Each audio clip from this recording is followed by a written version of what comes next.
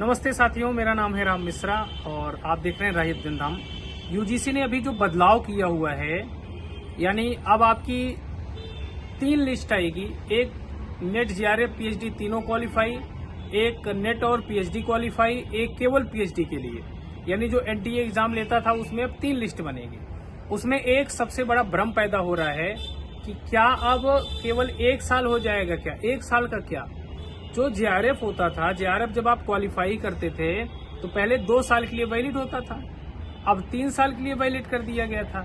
यानी जब आप क्वालिफाई होते हो, जब आपका सर्टिफिकेट अवार्ड लेटर इशू होता है, उसके 3 साल के अंदर आपको इनरोल लेना होता है पीएचडी में। अगर आप पीएचडी में इनरोलमेंट नहीं ले पाते हैं 3 साल तक, तो आपका जेआरएफ लैप्स हो जाता है और आप दोबारा एग्जाम देना पड़ता है। अब सबसे पहला सवाल, दूसरा भ्रम ये कहाँ से पैदा हुआ? भ्रम ये पैदा हुआ कि जो केवल पीएचडी के लिए क्वालिफाई होंगे उनके लिए 1 साल ही वैलिड होगा।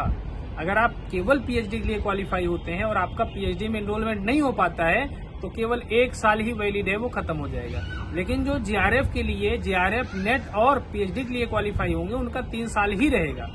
ऐसा ही होना चाहिए, क्योंकि उसने अलग से नहीं बोला है, उसने सिर्फ पीएचडी वालों के लिए बोला है कि 1 साल वैलिड होगा। दूसरा, जो पहले कर चुके हैं क्या उनको फिर से देना पड़ेगा? नहीं। अगर आप नेट क्वालिफाई हो चुके हैं तो आप वैलिड हैं। अगर आप जेआरएफ क्वालिफाई हो चुके हैं, आपका 3 साल नहीं हुआ तो आप वैलिड हैं, आपको दोबारा एग्जाम देने की जरूरत नहीं पड़ेगी।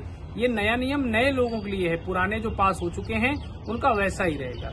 और नेट जेआरएफ, सेट का एग्जाम, टीजीटी पीएचडी एग्जाम, इन सब की तैयारी मैं कराता हूँ। हजारों छात्र जम्मू, असम, साउथ, हर जगह अध्यापन का कार्य कर रहे हैं। अगर आप हमारे साथ जुड़ना चाहते हैं तो हमारे दिए गए नंबर 7982866640 पर कॉल कर सकते हैं। नया बैच हमारा स्टार्ट हो चुका है, आप हमारे साथ जुड़ सकते हैं। Thank you.